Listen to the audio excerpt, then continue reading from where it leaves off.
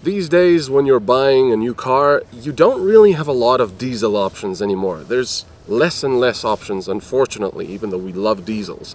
There's a lot more gas options with small engines, with fewer cylinders, 1.3, 1.0, 3-cylinder engines, and of course hybrid cars and more electric cars these days. So if you want some old school fun, there's really not many options. Actually, there's one sort of Mazda with the CX-60 and this 3.3-liter diesel 6-inline engine, which is great. And in fact, it uses less fuel with this big car and big engine with lots of horsepower than most of the 1.3, 1.0, whatever 3-cylinder engines that we've tested so far.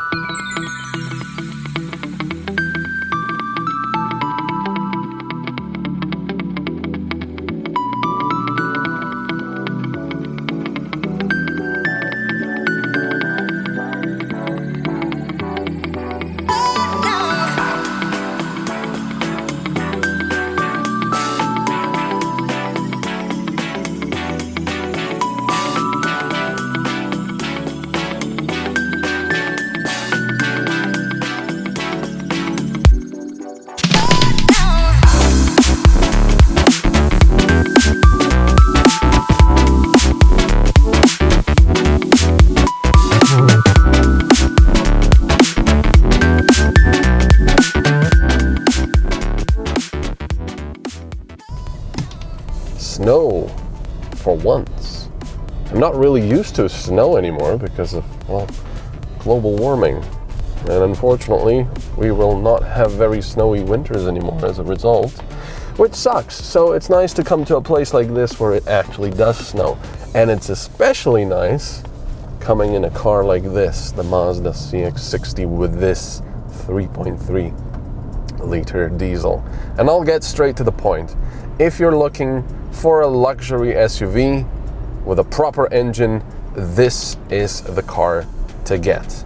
There's practically nothing else out there in this price range that will give you this much nice stuff with a really, really proper engine at the front. I could definitely go on about the car just looking good, being big, imposing, fairly luxurious inside, and yada yada, and it's comfortable, it feels lovely, it's well put together because it's a Mazda. But really the star of the show definitely is that engine at the front, because it's such a rarity these days to actually get something like this unless you're paying 80,000 plus, and this is almost half that, or almost less than half that. So to get a proper 6-cylinder inline 3.3-liter diesel is fantastic because, well, one, the sound. This one has the Bose sound system, but honestly, I don't really need a sound system in this unless I was driving long distances all the time, because all the sound that you need is right there in front, under the hood. That's all you need, because that poetic symphony of 6 cylinders in line is just beautiful. You're feeling bad, you're feeling down, you're feeling angry, sad, whatever it is, just get into this car, put your foot down about a third of the way, just let it sing. It's really wonderful. Some people might say that this is a rather big engine or a large engine considering how little horsepower and torque it has. It's a 3.3-liter 6-cylinder engine, and it only produces, about 254 horsepower? I'm not sure about the torque numbers right now, I'll check that. And some people might say, why? That's not a good engine, that's not enough. Well, you have two versions. You have this one, which is the more powerful version, and you have the 200 horsepower version, which is, I believe, just detuned. I think all the components are actually the same. So when the warranty runs out, you could reprogram the ECU, if that's even possible on modern cars anymore. I think some of them are locking them. Anyway, that's beside the point. the point is, this is not really an engine Mazda has created for extreme sportiness.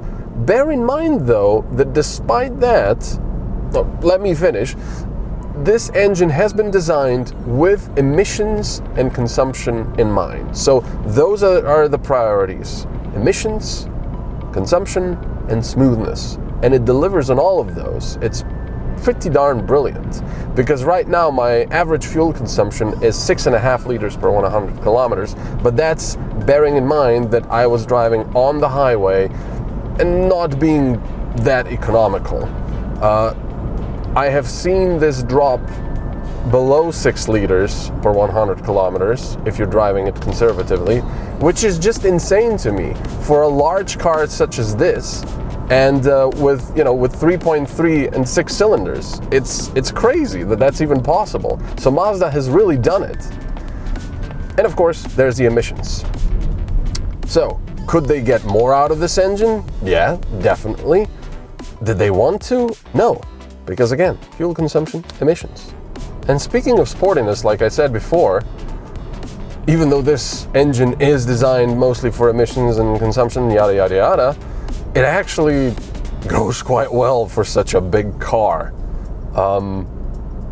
With this model, with the all-wheel drive, with the more powerful diesel engine, I believe the 0 to 100 is like 6.7, which is ridiculous for a big car like this.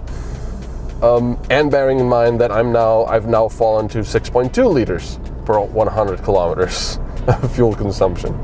So it's really, really very good. But I've been talking enough about the engine. This car, just like every Mazda I've tested so far, is just really nice to be in, really nice to drive. And I have to say, even though I'm not a huge fan of SUVs, because of this engine, if I was buying a car right now and I had the money, I think I would actually buy this, because it is that good. Is it perfect? No car is perfect. It's got its, little quirks, like the rear view camera gets all dirty in weather such as this, so it's kind of useless sometimes because of it, unless you wipe it down yourself. And I don't know, other things probably that I can't remember right now, but it outshines them all with how pleasant it is. So I would definitely, most likely, extremely strongly consider this car to buy.